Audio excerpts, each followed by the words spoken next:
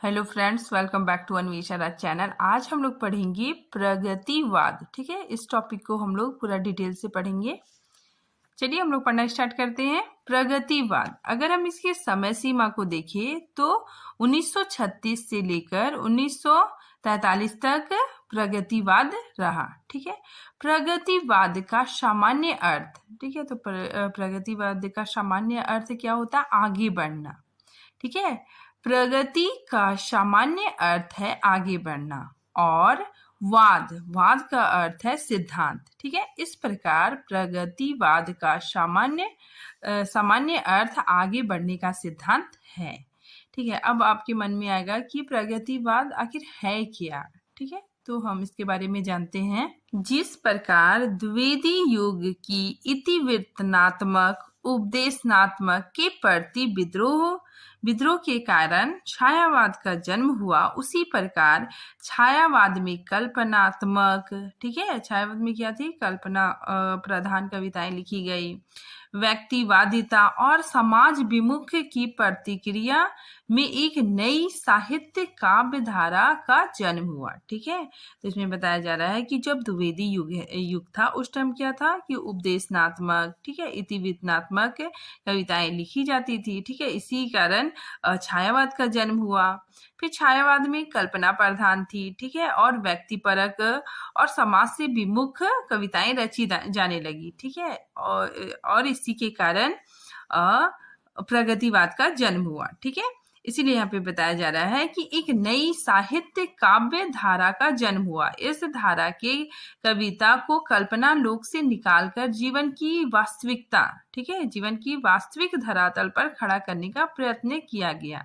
ठीक है, तो प्रगतिवाद में जीवन की जो वास्तविक परेशानियां थी उसके आधार पर कविताएं लिखी जाने लगी। ठीक है, देखिए यहाँ पे जीवन का यथार्थ इस कविता का आधार बना। ठीक है, जीवन का जो वास्तविक परिस्थितियां थी, ठीक है, जीवन की वास्तविक समस्याओं का चित्रण इस काव्य धारा का विषय बना। ठीक है, यह धारा साहित्य में प्रगतिवाद के नाम से प्रतिष्ठित हुआ। ठीक है ना, तो यही धारा, ठीक है ना, यही कविताएं, यही रचनाएं प्रगतिवाद के नाम से प्रतिष्ठित हुआ। हम लोग देखेंगे प्रगतिवाद का इतिहास। ठीक है, मतलब प्रगतिवाद का इतिहास क्या है, ठीक है, ये आया कहाँ से, तो इसके बारे में हम लोग पढ़ेंगे। ठीक है, देखिए हिंदी साहित्य में 1936 ईस्वी से 1943 ईस्वी के बीच के काल को प्रगतिवाद के नाम से जाना जाता है। ठीक है, तो ये डेट आप लोग याद रखिएगा, क्योंकि एग्जाम में आता है कि प्रगतिवाद का समय सीमा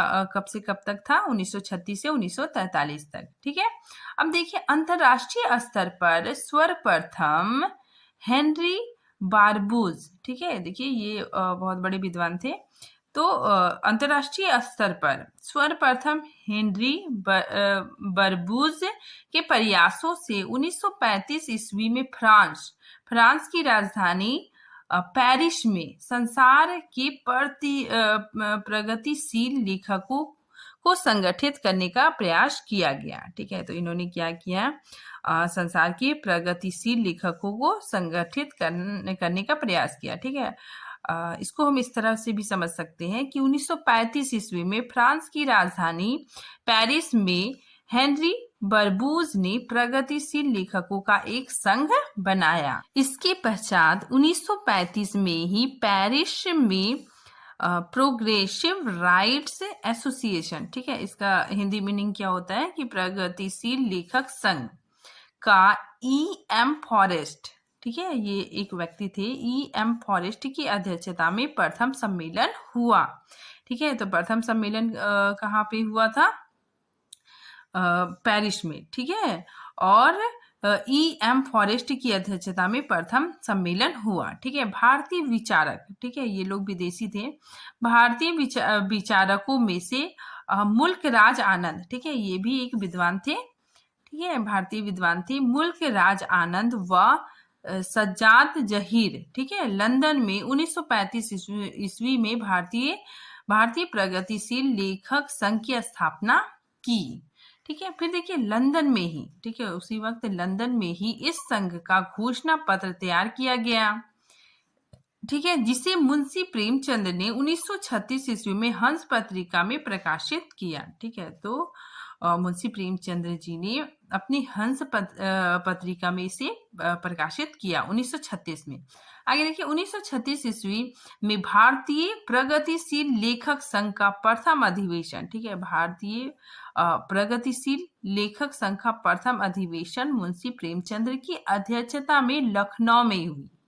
ठीक है, ये आता है क्वेश्चन कि सबसे पहले किसकी अध्यक्षता में लखनऊ में हुई, तो मुंशी प्रेमचंद्र की अध्यक्षता में लखनऊ में हुई। ठीक है, देखिए इसके अध्यक्ष के रूप में भाषण देते हुए प्रेमचंद्र ने निम्नलिखित बातें कही। ठीक है, तो प्रेमचंद ने क्या बातें कही, देखिए भाषण देते वक्त कि साहित्य केवल मनोरंजन की वस्तु नहीं है। ठीक है, उसका लक्ष्य समाज हित होना चाहिए। ठीक है, तो प्रेमचंद जी ने कहा कि साहित्य केवल मनोरंजन का चित्र प्रस्तुत करने के लिए नहीं है। ठीक है, मनोरंजन की वस्तु नहीं है। ठीक है, उसका लक्ष्य समाज हित भी होना चाहिए। ठीक है, अब देखिए द्वितीय अधिवेशन, प्रथम अधिवेशन प्रेमचंद के द्वारा हुई और फिर द्वितीय अधिवेशन 1938 ईस्वी में इसकी अध्यक्षता डॉक्टर रविंद्रनाथ टैगोर ने की। ठीक है, तो द्वितीय अधिवेशन किसने की, डॉक्टर रविंद्रनाथ टैगोर ने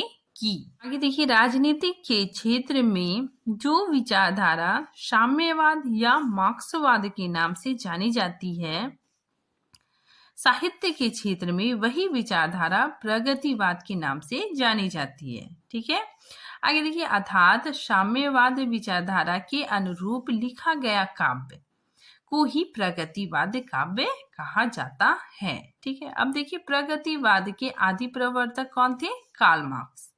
ठीक है ना, अगर आदि प्रवर्तक पूछा जाए तो कार्ल मार्क्स होगा। ठीक है, आगे देखिए, कार्ल मार्क्स के विचारों से प्रभावित होकर शोषित वर्ग के प्रति, ठीक है, शोषित वर्ग के प्रति करुणा पूर्ण तथा शोषक वर्ग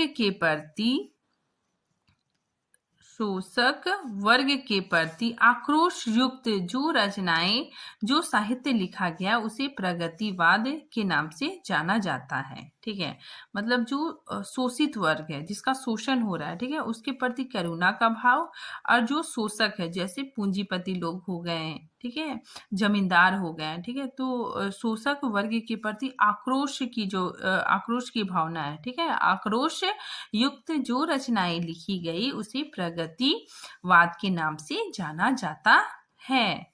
ठीक है, आगे देखिए 1936 में युगांत रचना, ठीक है, ये सुमित्रानंदन पंत की रचना है। तो युगांत रचना में पंत ने छायावाद युग के अंत की घोषणा की। ठीक है, तो इस रचना में स्वयं सुमित्रानंदन पंत जी ने छायावाद की अंत की घोषणा कर दी कि छायावाद अब से खत्म हो गया।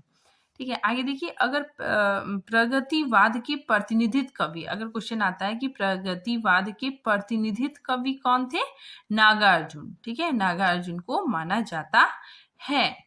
फिर आगे देखिए, पंत जी ने अपनी प्रगतिवादी विचारों को और अधिक स्पष्ट करने के लिए रूपाब, ठीक है, बहुत इंपॉर्टेंट है, रूपाब नामक पत्रिका का प्रकाशन किया। अब हम लोग देखते हैं प्रगतिवाद का प्रवर्तक। ठीक है, अगर हम इसको बांटेंगे तो इसको हम दो भाग में बांट सकते हैं। ठीक है, एक होता है एक डॉक्टर बच्चन सिंह के अनुसार, ठीक है, और एक डॉक्टर गणपति चंद्र गुप्त के अनुसार। डॉक्टर बच्चन सिंह के अनुसार ये किसको मानते हैं, सुमित्रानंदन पंत को मानते हैं। ठीक है, क्योंकि सुमित्रानंदन की जो रचना है युगवाणी, ठीक है, ये खड़ी बोली में लिखी गई है। ठीक है, और ये रचना 1939 ईस्वी में प्रगतिवाद का प्रथम काव्य संकलन माना जाता है। ठीक है, तो ये कौन मानते हैं, डॉक्टर बच्चन सिंह मानते हैं कि प्रगतिवाद के जो प्रवर्तक कौन है, सुमित्रानंदन पंत है। ठीक है, और ये सर्वमान्य भी है। ये क्या है, सर्वमान्य है कि प्रगतिवाद के प्रवर्तक सुमित्रानंदन पंत सर्वमान्य हैं। ठीक है, दूसरी ओर हम लोग देखते हैं डॉक्टर गणपति चंद्र गुप्त। ठीक है, इनके अनुसार प्रगतिवाद का प्रवर्तक ये किसको मानते हैं, रामेश्वर करुण को, ठीक है, क्योंकि इनकी जो रचना है करुण सतसई, ये हालांकि ब्रज भाषा में लिखी गई है, ठीक है, 1934 ईस्वी में। और ये मानते हैं कि रामेश्वर करुण को ही ये प्रगतिवाद की का पहला रचना मानते हैं, ठीक है। तो डॉक्टर गणपति चंद्रगुप्त रामेश्वर करुण को प्रगतिवाद का प्रवर्तक मानते हैं। लेकिन सर्वमान, अगर हम पूरी तरह से सर्वमान देखेंगे तो सर्वमान मत यही है कि प्रगतिवाद के प्रवर्तक सुमित्रानंद पंत ही माने जाते हैं। फिर देखिए डॉक्टर बच्चन सिंह ने पंतकृत युगवाणी को जो खड़ी बोली में रचना है, ठीक है ना, का प्रथम प्रगतिवाद माना जाता है, ठीक है, इसको माना जाता है। दूसरी ओर गणपति चंद्रगुप्त ने रमेश कृत रचित करुण सतसई को प्रथम प्रगतिवाद माना है, ठीक है। अगर प्रगतिवाद का प्रवर्तक आएगा तो प्रवर्तक कौन है? सुमित्रानंदन पंत। हम लोग देखते हैं प्रगतिवाद की परिभाषाएं, ठीक है, किन किन विद्वानों ने क्या कहा। देखिए राजनीतिक के क्षेत्र में जो मार्क्सवाद व साम्यवाद है, साहित्य के क्षेत्र में वही प्रगतिवाद है, ठीक है। ये किसने कहा? रामविलास शर्मा जी ने, ठीक है। आगे देखिए 1933 ईस्वी में गांधी जी कांग्रेस की सक्रिय राजनीतिक से दूर हो गए, ठीक है, और 1934 ईस्वी में कांग्रेस के अंतर्गत ही समाजवादी दल की स्थापना हुई, जिसमें राजनीतिक क्षेत्र में साम्यवाद तथा साहित्य के क्षेत्र में प्रगतिवाद के बीच निहित थे। ये किसने कहा? डॉक्टर नगेंद्र ने, ठीक है। आगे देखिए जिस तरह कल्पना, प्रवय, अतिदृष्टि छायावाद की विशेषता है और अंतमुखी बौद्धिकता प्रयोगवाद की विशेषता है, उसी प्रकार यथार्थ मतलब वास्तविक, ठीक है, उसी तरह यथार्थ सामाजिक चेतना प्रगतिवाद की विशेषता है। ये किसने कहा? डॉक्टर नमवर सिंह ने। आगे देखिए प्रगतिवाद उपयोगितावाद का दूसरा नाम है। ये किसने कहा? आचार्य नंद दुलारे वाजपेयी जी ने कहा, ठीक है। प्रगतिवाद को डॉक्टर नगेंद्र और नामवर सिंह ने सामाजिक यथार्थ कहा है। हम लोग देखेंगे प्रगतिवाद की मुख्य विशेषताएं या प्रवृत्तियां, ठीक है। प्रगतिवाद की मुख्य विशेषताएं हम लोग देखते हैं, ठीक है। पहला देखिए शोषक वर्ग के प्रति आक्रोश, ठीक है, शोषक जो शोषण करते, ठीक है, शोषक वर्ग के प्रति आक्रोश एवं शोषितों के प्रति सहानुभूति की भावना, ठीक है। दूसरा देखिए मार्क्सवाद व साम्यवाद का समर्थन। तीसरा धर्म और ईश्वर का विरोध, ठीक है, मतलब ये क्या करते थे? धर्म और ईश्वर को नहीं मानते थे, ठीक है, नारी का सम्मान करते थे, ठीक है। इसमें मानव मूल्यों का पक्षधर, ठीक है, मतलब मानवीय मूल्यों का समर्थन किया जाता था, ठीक है, तो मानव मूल्यों का पक्षधर। सामाजिक अंधविश्वास व रूढ़ियों का खंडन, ठीक है, सामाजिक अंधविश्वास और रूढ़ियों का खंडन किया जाता था। ठोस यथार्थ का चित्रण, ठीक है, मतलब पूरा जो वास्तविक का चित्रण किया जाता था, ठीक है, इसमें कल्पना नहीं होती थी, ठीक है, जीवन की जो समस्याएं हैं उनके बारे में चित्रण किया जाता था। मुक्त छंदों की प्रधानता थी, ठीक है, इसमें जो रचनाएं लिखी गई वो एकदम मुक्त छंद थी, ठीक है, कोई अलंकार ये सब अलंकार छंद का प्रयोग नहीं किया जाता था इसमें, मतलब मुक्त छंद की प्रधानता थी। पूंजीपति वर्ग के प्रति घृणा का भाव, ठीक है। आगे देखिए पूंजीपति जो वर्ग है, जमींदार लोग हैं, ठीक है, पूंजीपति लोग हैं, उनके प्रति घृणा का प्रचार होता था, ठीक है। आगे देखिए विश्व बंधुता की भावना, ठीक है, मतलब विश्व बंधुता की भावना थी, ठीक है। आम बोलचाल की भाषा, ठीक है, आम बोलचाल की भाषा का प्रयोग किया जाता था। और नेक्स्ट देखिए बहुजन हिताय दृष्टिकोण, मतलब बहुत सारे लोगों के हित में होने वाली रचनाएं लिखी जाती थी, ठीक है। अब हम लोग देखते हैं प्रगतिवाद रचनाकार, प्रगतिवादी रचनाकार, ठीक है। अगर हम इसको बांटेंगे तो दो भाग में बांट सकते हैं। एक क्या है कि छायावाद के समांतर प्रगतिशील साहित्य लिखने वाले रचनाकार, ठीक है, मतलब इसमें क्या था कि सिर्फ छायावादी रचनाओं के साथ साथ इन कवियों ने प्रगतिवाद की भी रचना की। ठीक है, मतलब ये छायावादी रचना भी लिखते थे और प्रगतिवाद रचनाएं भी लिखी। ठीक है, उसके अंतर्गत कौन कौन है? पंत, निराला, दिनकर, शिवमंगल सिंह सुमन, नरेंद्र शर्मा, भगवती चरण वर्मा, माखनलाल चतुर्वेदी, ठीक है, जानकी बल्लभा शास्त्री। ठीक है, तो ये ऐसे कवि थे जो इनकी रचनाएं छायावादी रचनाओं के साथ इन्होंने प्रगतिवाद रचनाएं भी लिखी है। मूलतः प्रगतिवादी रचनाकार। ठीक है, तो ये रचनाकार ऐसे हैं जो मतलब छायावादी रचनाएं नहीं लिखी। ठीक है, इन्होंने प्रगतिवादी रचनाएं की। ठीक है, जैसे इसके अंतर्गत कौन कौन से रचनाकार है, कौन कौन से कवि है? देखिए, पहला नागार्जुन। ठीक है, उसके बाद फिर केदारनाथ अग्रवाल, नेक्स्ट रामविलास शर्मा। ठीक है, आगे मनुलाल शर्मा। ठीक है, फिर नेक्स्ट त्रिलोचन शास्त्री, फिर आगे रागी राघव। ठीक है, तो ये क्या है? मूलतः प्रगतिवादी रचना का। अब हम लोग देखेंगे प्रगतिवादी के प्रमुख कवि। ठीक है, इनके प्रमुख कवि कौन कौन से हैं? पहले देखिए नागार्जुन। ठीक है, नागार्जुन को देखते हैं। इनका जन्म 30 जून 1911 ईस्वी में हुआ। ठीक है, सतलखा में हुआ, दरभंगा बिहार, जो कहाँ पे है? बिहार में। ठीक है, इनका निर्धन 1998 ईस्वी में हुआ और इनका जो मूल नाम क्या है? वैद्यनाथ मिश्र। इनका वास्तविक नाम वैद्यनाथ मिश्र था। ठीक है, देखिए मैथिली में ये रचनाएं मैथिली में भी करते थे, तो मैथिली में ये यात्री नाम से काव्य लिखते थे। ठीक है, ये बहुत इंपॉर्टेंट है। मैथिली में ये यात्री, इनका नाम यात्री भी था। ठीक है, यात्री नाम से काव्य लिखते थे। ये दीपक पत्रिका के संपादक भी रहे।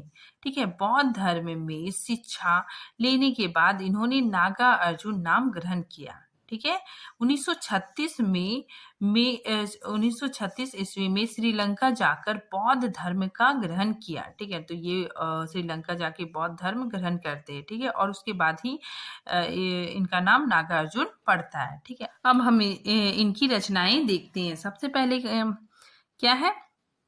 युगधारा। ठीक है, उसके बाद सतरंगे पंखों वाली, नेक्स्ट प्यारी पथराई आंखें। ठीक है, फिर भस्म कुंड, फिर तुमने कहा था। ठीक है, ये सब बहुत इंपॉर्टेंट है। तुमने कहा था, खिचड़ी, बिलव देखा हमने। ठीक है, हजार हजार बाहों वाला, तालाब की मछलियां और पुरानी जूतियों का कोरस। ठीक है, तो ये प्रमुख रचनाएं हैं। नागा अर्जुन को राजनीतिक कवि के रूप में भी जाना जाता है। ठीक है, इनकी प्रसिद्ध कविताएं देखिए।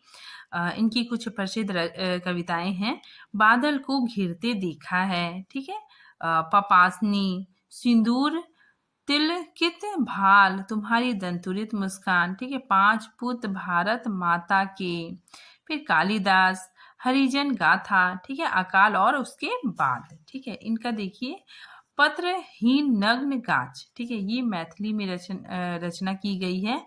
ठीक है, 1968 में इसे प्रकाशित किया गया था और इन्हीं रचना पर इन्हें साहित्य अकादमी पुरस्कार मिला है। ठीक है, ये बहुत इंपॉर्टेंट है, आप लोग याद कर लीजिएगा। पत्रहीन नग्न गाछ। ठीक है, इस रचना पर नागार्जुन को साहित्य अकादमी पुरस्कार मिला। ठीक है, और व्यंग की प्रखरता नागार्जुन के काव्य में देखने को मिलती है। ठीक है, मतलब ये बहुत ही व्यंग पूर्वक रचनाएं करते थे। ठीक है, तो व्यंग की प्रखरता नागार्जुन के काव्य में देखने को मिलता है। भस्माकुर कविता में नागार्जुन ने शिव और पार्वती के संबंधों को सहज मानवीय सामाजिक दृष्टि से देखा है। ठीक है, इसमें बैरवै छंद का प्रयोग किया गया है। ठीक है, इस रचना में बैरवै छंद का प्रयोग किया गया और मानवीय सामाजिक संबंधों को भी दिखाया गया है। ठीक है, आगे देखिए। भारत में ब्रिटेन की महारानी के आगमन पर स्वागत की धूमधाम देखकर नागार्जुन ने कहा था। ठीक है, नागार्जुन की ये रचना है कि आओ रानी हम ढोएंगे पालकी, यही हुई है राय जवाहरलाल की। ठीक है, तो ये भी बहुत इम्पोर्टेंट है।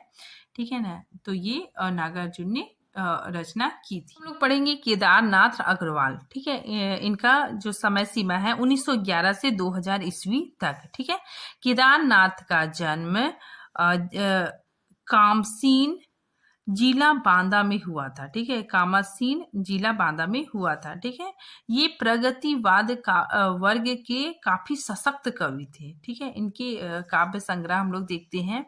युग की गंगा, ठीक है, ये बहुत महत्वपूर्ण है। ठीक है, युग की गंगा किसने लिखे हैं?